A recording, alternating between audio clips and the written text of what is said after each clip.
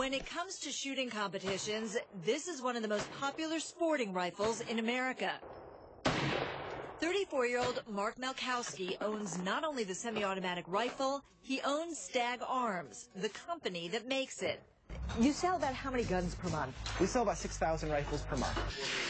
Stag Arms opened its doors 10 years ago. The Connecticut-based company has grown to 200 employees and was poised to bring in an estimated $80 million in sales this year. He says about $4 million of that in Connecticut. All that is now in jeopardy. Connecticut's strict new gun laws ban the sale of these firearms in the very state where they're made. Have you thought about the possibility of leaving Connecticut? I've considered it more than I ever have. The offers out there are very, very tempting.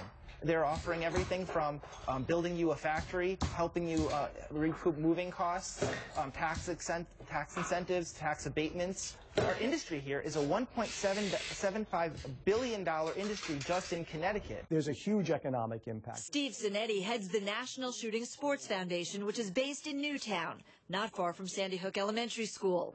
Figures from the trade organization show last year the American firearms industry paid $5.1 billion in federal, state, and other taxes. You could well have an exodus of the few remaining firearms manufacturers from the states that passed strict firearms control legislation where they can't make or sell products anymore. At first, it may seem like an empty threat, moving companies and families, firing employees. But Jonathan Scalise, who employs 150 people and supplies bullet magazines for Stag Arms, among others, says pressure is coming from outside buyers threatening to boycott. We've gotten a number of responses that have essentially said, we really, really like you.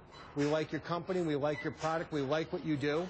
Unfortunately, we're having a tough time justifying spending our dollars in Connecticut. Both Malkowski and Scalise are fathers with young children.